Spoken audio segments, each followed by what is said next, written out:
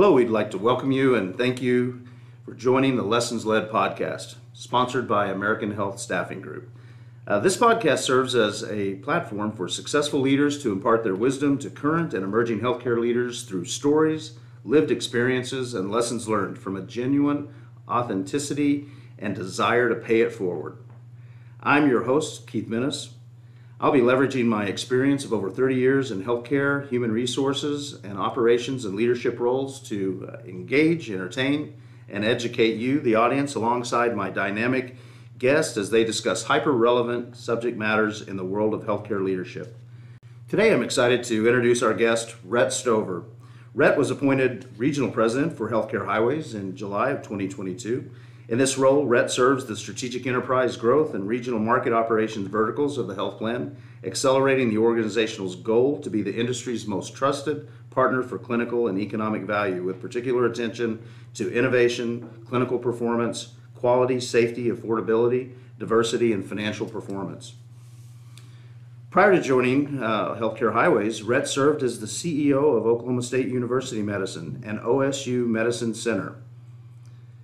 They collectively represent a fully integrated academic healthcare system and one of the largest osteopathic training centers in the nation. Prior to that, Rhett served in regional and national leadership roles focused on managed care strategy and enterprise growth for Mercy Health and the Cancer Treatment Centers of America. A native of Tulsa, Oklahoma, and the Cherokee Nation citizen, Rhett holds a bachelor's degree in business administration from the University of Oklahoma and a master's degree in healthcare administration from Oklahoma State University. He is board certified in healthcare management and a fellow of the American College of Healthcare Executives. Rhett has been recognized by Becker's Hospital Review by being named to their 2016 class of Rising Stars, 50 healthcare leaders under 40. In 2017, was named to the University of Oklahoma Price College of Business 40 alumni under 40. And in 2019 was named to Oklahoma's magazine 40 Under 40. Welcome, Rhett. Thank you, Keith. Appreciate it. Appreciate the opportunity to be here. Wouldn't miss it, and looking forward to our conversation. Well, thank you, Rhett. It is a pleasure to have you here, and I'm excited about the opportunity to discuss some of the questions, and I know that our audience will be interested to learn more about you. I'm very curious. I mean, your leadership ascension has been a pretty steep and pretty quick one. Talk to us a little bit about just kind of this journey into your current role. Yeah, so I have a background in sports, played college basketball, and have some just natural competitive instincts that I guess are part of my natural DNA. I'm the oldest of four, so I have three younger sisters.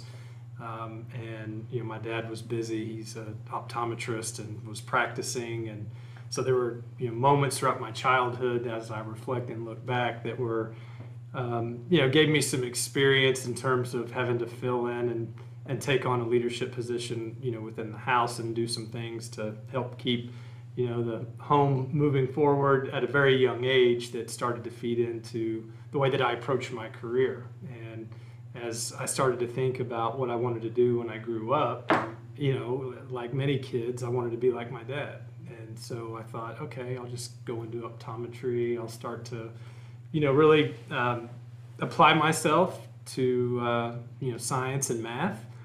And as I started that journey, I remember a real clear conversation that my dad and I had, and it was at his request.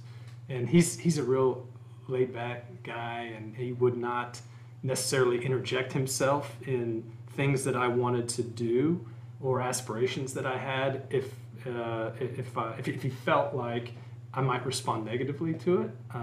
But he took particular care and attention to have a conversation with me my freshman year in college as I was starting to kind of get my curriculum together for what I would need to start that journey academically. And he basically just said, hey, math and science isn't a place where you excel.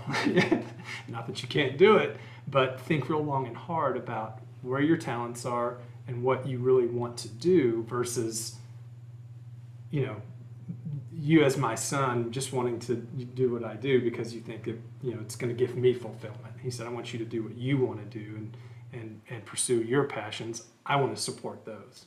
And so that's one, that's one discipline or one, kind of nugget that I took from him as I started to move into my career in healthcare. And really what started it for me was obviously him being an optometrist. His dad was a practicing physician in the 40s and 50s when medicine was very different. And my grandmother, she started the patient relations department at Hillcrest Medical Center in Tulsa, which is now part of the Ardent system. Mm-hmm. Some of her professional offspring started the patient relations department at Cancer Treatment Centers of America. I didn't know that. And so, when I look back at the people in my life that have meant the most to me and what they did, that's really how healthcare came into focus. And so, so that's what really whet my appetite as I started to move into the industry. Obviously, it was going to be from a non-clinical perspective, and coming from team-based sports, team-based environments, whether it's the family unit as a team or doing it in a classroom as part of a project team or as you're getting started in your career working in teams. That's always been something that's been important to me, and so I've taken that mindset into all aspects of my career. I didn't set out early on with the goal of being at a certain place by a certain point in time. That wasn't important to me. Success was important, but credit for that success hasn't always been important. That's not something that I've pursued. There have been times when I have, but as a general rule, the results in my experience have followed and been strengthened or better or enhanced when it's not credit that I'm seeking. It's pouring into the team and letting whatever the result that the team creates, let everybody participate in that, have their fingerprints on it, and the results are always better that way. Absolutely. I can't now but help but think about this conversation that your father had and just the thoughtfulness and the compassion and the difficulty as a parent. I'm curious how that has shaped how you have in parenting your children or mentoring others where you recognize their talents may not lie in a particular area and how you cultivate that particular conversation. And I think it really left an impression on me, obviously for the better. Naturally, because of my competitive instincts, my dad's not, he's competitive, but he's not as competitive. And so where I would let adrenaline into the equation of how I might seek to achieve an outcome and rely less on the relationship aftermath of the pieces that may need to be picked up so long as the outcome was reached. He really helped me kind of soften the edge of that, and as I've reflected on that multiple times over my career, what that moment meant, and not necessarily what would he do in this situation, but what would I do because of what he did and the way he spoke to me in that moment, and how can I use that experience to help pour into either the situation, the person, the challenge, the obstacle, the opportunity, whatever it is in front of us that we're trying to accomplish. How can I use that in those moments? Because it's not prescriptive. Every moment is unique and has its own characteristics, its own dynamics. Absolutely. And those relationships and the investments that you make in those. There's framework and there's kind of foundational elements to it, but they have to be conditioned by what's in front of you that day. And so revisiting that never gets old.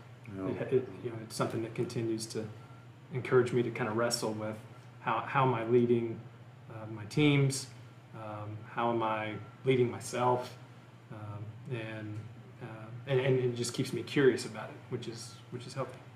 So the music happens between the notes. I was going to ask you the question of who's had the most impact on you, and let me know because I don't want to assume that's your answer there. So I'd like to go ahead and ask that and maybe go into. Let's ask that question one more time because I talked in the middle of it, and then let's go. So 3, 2, 1, go. So it really now begs the question for me. It's just, who has had the most impact on you as a leader, as a healthcare leader? Yeah, I think that's a great question. some people have that one. Like there's this one person, and that person has been overly influential in their lives for a variety of reasons, purposes.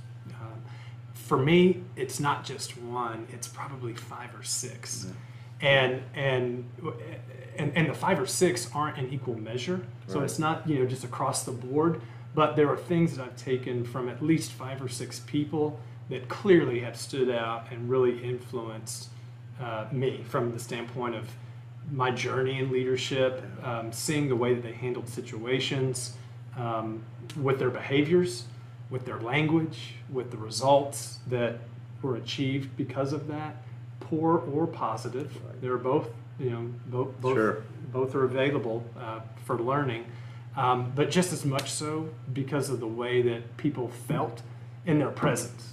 And I don't want listeners, viewers to feel that that's Pollyannic, because I don't mean it that way. The idea of leadership isn't to always make people feel good, but there are emotions involved in the work that leaders do, and being able to recall and remember and have something imprinted on you that allows you to take forward in a positive way invokes emotion, and people remember that and will be able to transfer that to others because of that. And so it's really intersecting that emotional context with right decision making and right time. Right. And so it's all wrapped in kind of a relationship-based approach. Much like coaches or teachers or leaders, it's not always those that were the easiest on us or made us feel the best about things. Sometimes it's been those that have then pushed us, the hardest, right, and raised the bar beyond where we thought that we could excel or achieve. Yes. So there's a gentleman in St. Louis that I spent the early part of my career with. His name was Chris Bodmer, and he was he also was an athlete. He had an athletic background, and we had just some natural chemistry. But one of the things that he was superb at was planning, organizing, and execution, and that's really what he kind of modeled a lot of his behavior after. And he was, really keen and committed to developing a high-performance culture. Mm-hmm. Relationship okay, as long as execution was in front, which I totally understand, and I appreciate for the business that we were running at that point in time. Absolutely. And the needs of that business at that time, the amount of growth that was taking place in that part of the industry, and our obligations to patients and in the organization. I thought he did a really good job molding that. There's a gentleman at Cancer Treatment Centers of America named John Conway who had just an unbelievable amount of vocabulary in terms of his range, ability to communicate uniquely, authentically, precisely.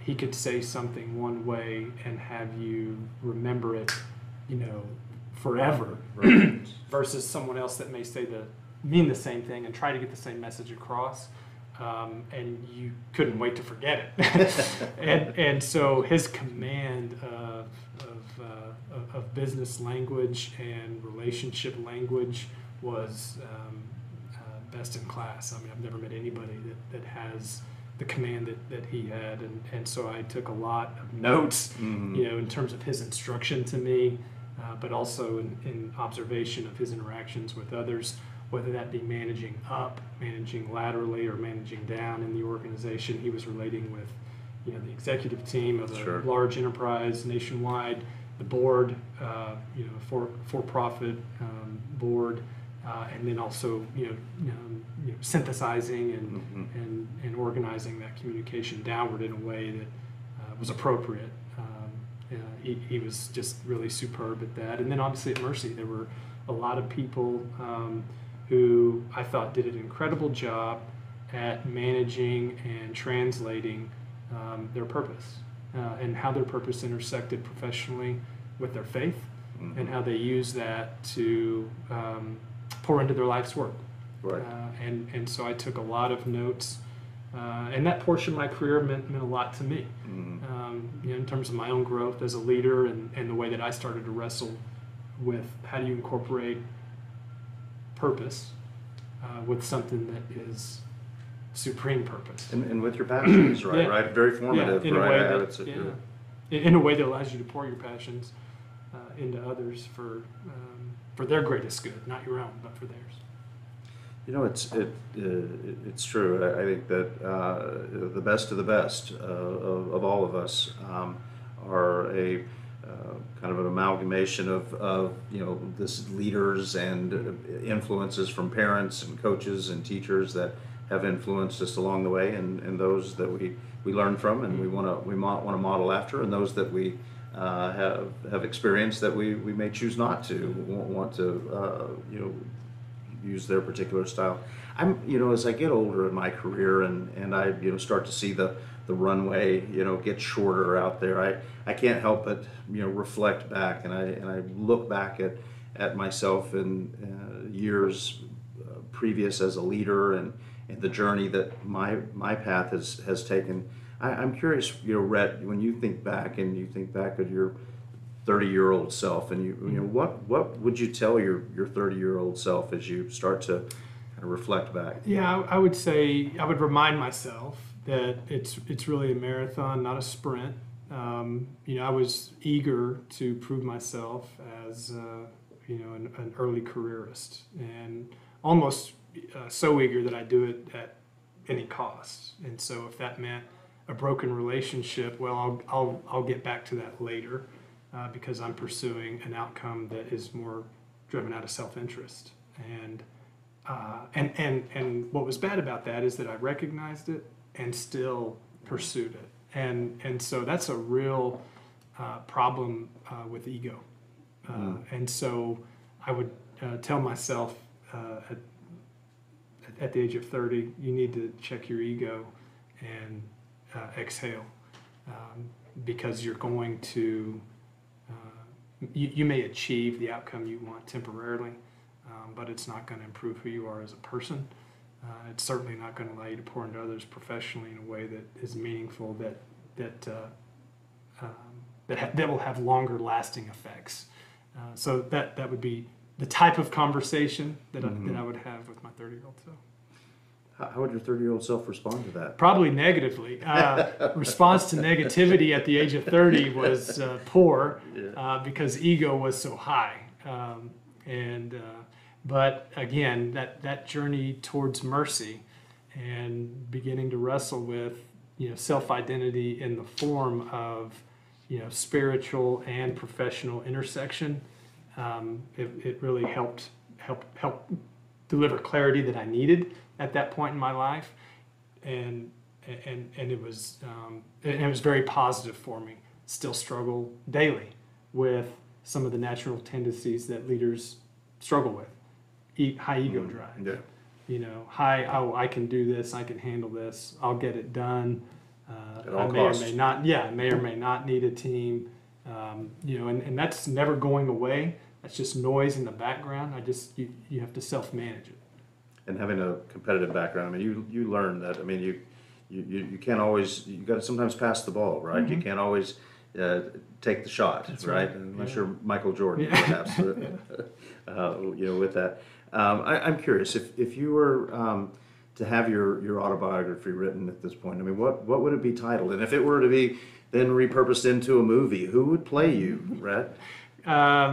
The second part of that question is catching me off guard. The first part I've had some time to think about, not because you telegraphed it, but I have spent some time wrestling with the idea of actually writing a book. Oh, and okay. so I put a title together for it. The title is Leadership Isn't a Place.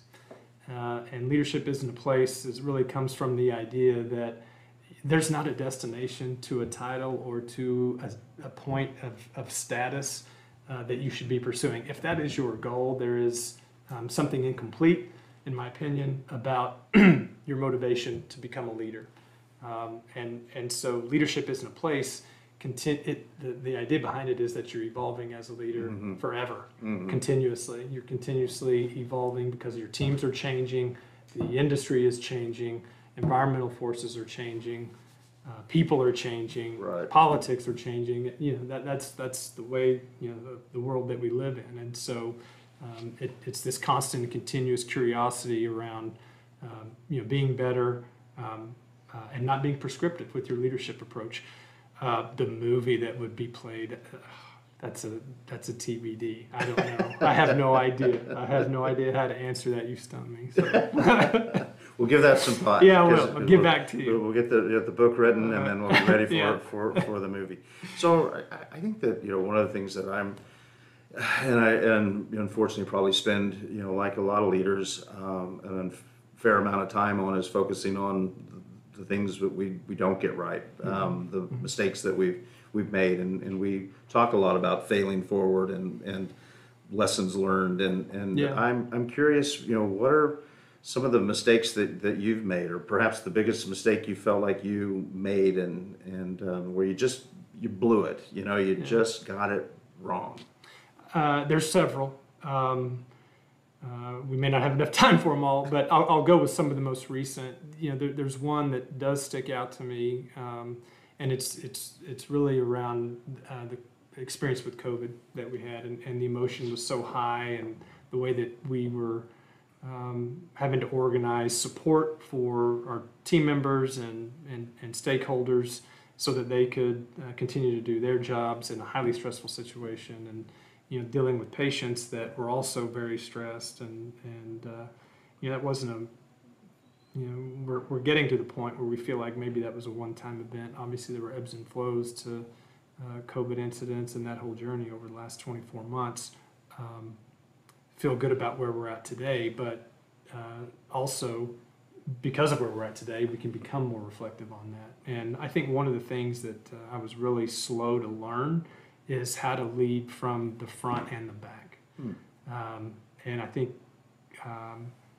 and what I mean by that is this, I think employees and teammates, associates, they expect the leader to be visible and forward-facing. They want that, but they needed more than that.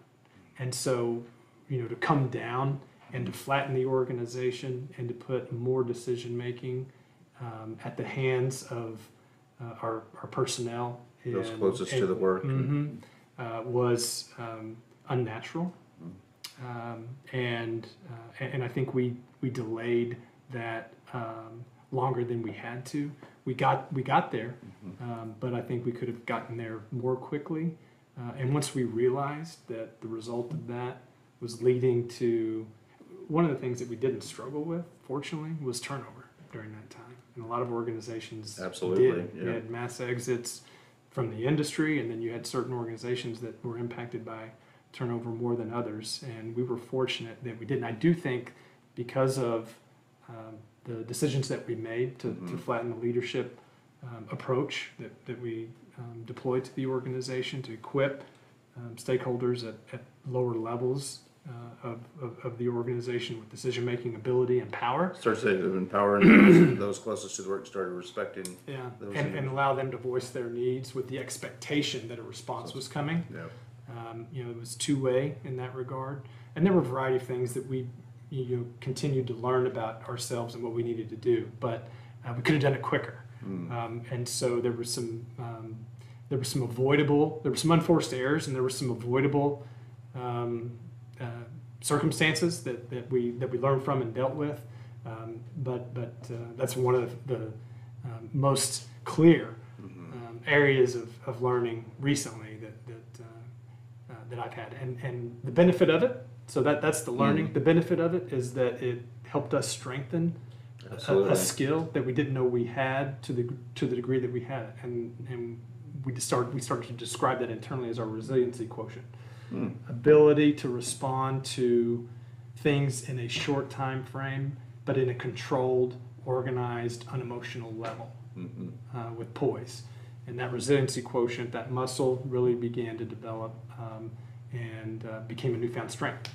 And it sounds like, that to me is the definition of failing forward, right? And knowing you as I do, I think that became a platform for you all to, and from a transparency perspective, to come back to the employees. And we learned a valuable lesson from this, and really, again, build that muscle, as you said, and further develop that understanding, and to be open and honest with them about the lesson that was learned from that. That's tremendous that you all also were able to retain as many folks, and I think that there, and again, that level of care, compassion, for the workforce, and being upfront with them and engaging with them is what everyone is looking for: respect, dignity, and being treated fairly and in the workplace.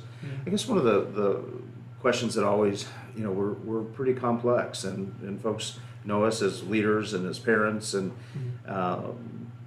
in the community and what have you, but there always is something that they might be surprised to know, or that they wouldn't know by reading your autobiography or your resume or what have you. What would folks not know about you, or what you'd want them to know that they might not otherwise? Yeah, so I don't know how interesting it is. I love basketball. I love college sports in general. In Oklahoma we don't have any professional sports. So our professional sports, well, we have the Thunder. Yes, we do. So people in Oklahoma City are going to scold me already.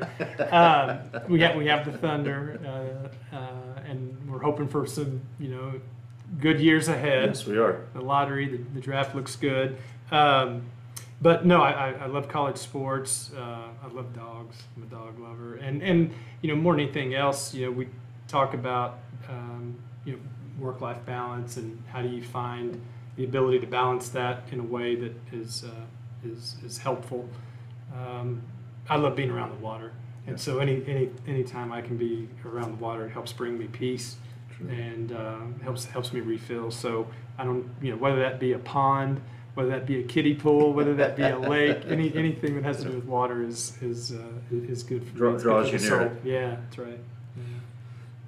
So you touched on a little bit of balance and work-life balance, and I'm always curious too with how leaders are taking care of themselves, and the question oftentimes is asked, what do you do to kind of take care of yourself? But talk to me a little bit about that, but maybe even a little bit further in terms of where does mental health fit into the role as a leader, and you think about the level of pressure and stress and anxiety and just being pulled apart at the seams sometimes, right? And how do you manage all of that? I don't know. Is probably the best answer I can give in terms of just a general response. I can tell you things that I've done and I think that I've learned throughout the process, and certainly as you step back and take an inventory of leadership exits across the industry. At first it was at the bedside. Now it's feels more at the administrative level, where you're starting to see exits, whether that be chief nursing executives, CEOs, COOs. There's just this kind of recalibration. We've seen 62 at this point now, up over 42 the same time last year, CEOs. So you're really hitting on a subject I know that folks are curious about and anxious about too, especially when a leader leaves. It's disruptive, right? Again. Well, and I think you hit on the word, which is anxious. What I see and I've experienced more so than any other time in my career is a lot of anxiety. And so, I think that is the byproduct of what we're coming off of over the last couple of years. And so it's just ramping up anxiety in all aspects of our lives, because it's not just work now. Now it's, okay, well, I need to get my car fixed. Well, the part's going to take 2 weeks. I can't be without a vehicle for 2 weeks. Right. I need to go to the grocery store to get X, Y, or Z. Well, they may not have it, and if they do, it's going to be 10% more expensive than it was 3 months ago. And so anxiety in our lives is starting to, show up in areas that it was maybe before more compartmentalized, and we could manage it in more isolated ways. Now it's just, it feels anywhere from overwhelming to very, very difficult. And so my approach to that, and what I've tried to do, is stay in the natural cycles of grace. And people might say, what does that mean? How do you stay in the natural cycle of grace? Well, when I get anxious, my counterbalance to anxiety is adrenaline. Right. Because when I get anxious, I want to fix it. And when I want to fix it, I've got to result to leaning on myself to fix it. It's a fight or flight, right? You're Yes. going to go, right? Yeah, and so staying in the natural cycles of grace requires engagement of faith. And for listeners out there who practice Christianity or practice any faith, whatever it is that you look to help create stability in your life, engage that. Staying in the natural cycles of grace for me requires that I'm just in a conversation daily that requires prayer. Because there are areas of my life, all areas of my life, that if I'm making decisions based on adrenaline, it's going to be bad. And it may be really bad. Right. May take you way off the path. Yeah, may take me way off course. And so people, may hear that and say, well, I'm not sure about that. I'm not sure about that. But I would encourage you, just experiment with it. Experiment with it. Because there is some freedom and victory, quite honestly, in being able to absorb grace in a way that allows you to receive peace and think clearly. When your heart's set free and your mind's made clear, despite all the circumstances of the world, that's very empowering, right? That gives you the ability to make decisions that are probably going to have a better outcome than they would solely focused on a lot of other things that our culture says that we should do. You better grind this out. You better get this done. It's up to you to get it done. Everybody's waiting on you. Right. Sounds like peace of mind. Yeah. Sounds like getting to a place of peace. So just trying to find a way to stay in those natural cycles and away from always relying on myself to figure it out. Yeah, I think when I try to figure things all out myself, I make a mess of things. So when I think that I'm also in charge of everything, I also make a mess of things. My dad used to oftentimes say the only consolation that the good times don't go on forever is that the bad times don't go on forever either, right? That there's this cycle, and I love the way you've put that to be in that place and cycle of grace and staying centered. And it sounds grounding that, it is oftentimes where when everything is so out of control in our lives that we too can begin to spiral if we are not anchored, tethered to that place. It sounds like. And I would just say, for your listeners, it's I don't want the point to be missed. As leaders, you have to make decisions. There are going to be times where you make the call. The difference in in the conversation we're having now is understanding as part of your leadership identity how to get to that point. Yeah. What's going to allow you? What do you need in terms of information, emotional balance, etc., to make the best decision for you or those that you're serving? Can you talk a little bit about just that difficult decision? Because, I was, taught early in my career as well as leaders, and we're not paid to make the decisions that anyone can make. Do this, don't do that. Yeah, that sounds right. It's the difficult ones. It's the $1 million, multi-million, impacting people's lives. As you go through that process, what is your process that you work through to make that difficult decision that has impact on? Yeah, no, I think that's a great question. So for me, I've always used a structured approach. There's the first part of it, which is data, facts, and logic. Those three have to be of high integrity. It has to be clean and it has to be accurate. That's one element of it. Instincts drive a component of that. There's an instinctive component that says, all right, how do you apply the times of today to what we're seeing, and does that translate in a way that makes sense? And then seeking the input of others. You need a balanced round table of perspective. You may get to a place where you perceive, or you have decided that, or developed a bias towards the outcome. Right. And as leaders who may be type A, who have stronger ego drive, you associate, well, I've got this bias with win-loss. Right. I win if this is the decision we make. I lose. Now, you don't do it naturally. It may be subconscious. That's right. Right. But it's checking that. It's knowing yourself well enough to check that, to say, okay, this is the reason I feel this way. This is the direction I want to go. However, I know that I have to be open to and desirous of balanced feedback from other members of this team. Easier said than done sometimes, Very right? easier, Yeah, very and, much and, so. and it's so that as you talk about mastery and that 30-year-old self, that might have been a little more difficult decision for that 30-year-old self than it would be at where you're at. Correct, because if I would have been passionate enough about it, I would have been very dismissive of. We might have got to the same outcome, but people on the team would have felt very differently about how we got there. Right. Instead of having their fingerprints on it, they would have felt disrespected. Right. And there's there's consequences. And we've worked with to those that. leaders that Yeah. leave a wake of people in their path. Yeah. You know.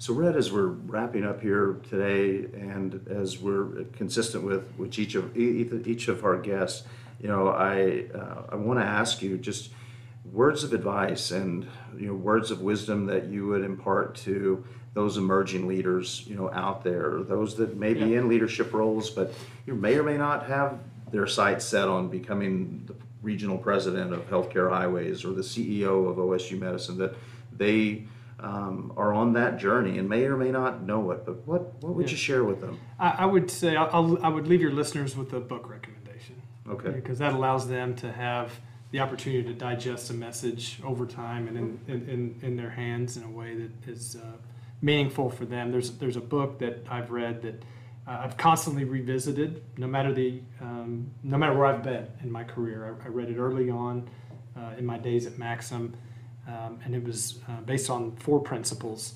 One is know your business. It's important that you be a student of your business, that you be constantly curious about what's happening with your business. You should take pride in that. Don't develop an ego around it, but it should be important to you to know your business. Secondly, know your people. I can't emphasize to your listeners enough the idea of understanding how important sincerity is in our interactions with others. Sincerity is rooted on really two words: love and respect. And people may not like to use that verbiage in a business sense, but if you're open to it, there are powerful results in the form of relationships and bonds that can be more about life. There's business to it, but in our culture today, there's so much life and business that happen together. Knowing your people is really important. Know yourself is the third. You have to be able to understand what your triggers are. When I'm at my best, it looks like this. When I'm at my worst, it looks like this, and here's what triggers that. Understand that really well, continue to wrestle with it, and then lastly is insist on realism. And when you're insisting on realism, you're really committing yourself to radical candor and radical transparency, but not in a way that's demeaning or disrespectful, in a way that's built on relationship. People don't always respond well to criticism, but if you're in a conversation about here's how I experienced you in this way, here's what I'm upset about, there's a lot of safekeeping that can be had when it's protected by relationship. Absent relationship, there's so many walls that get built up, that message never gets through. And the advice may be good, Right. but because of the mishandling that occurs Gets lost. with the relationship, it gets lost and turns into a negative. So those would be the 4 principles that were derived out of this book. The book is called Execution, and would recommend to read to all your listeners. That's awesome, and thank you for the recommendation of the book. And I think so many of us are looking to additional resources and books, and more than that, I think again just the dialogue that we had today, to hear from individuals who've walked the walk that you have, and none of us are going to be able to walk in your shoes, but to be able to glean from your experiences, to learn from your mistakes, from your successes, from those who've influenced or shaped your life, is what we're all looking for. And oftentimes, and all too often, the answers lie not outside of us, but within us. It's just a matter of pulling that out and allowing our kind of clumpy selves to be shaped and molded into a better self. Well, we want to thank you, Rhett, for spending your time with us today. I know that the audience will benefit greatly from the opportunity to hear from you, and we'd just like to thank our listeners for tuning in and for giving us an opportunity to pay it forward and to provide some lessons learned to them as well. Thanks so much, Rhett. Fantastic to be with you. Appreciate it very much. You bet. Thank you.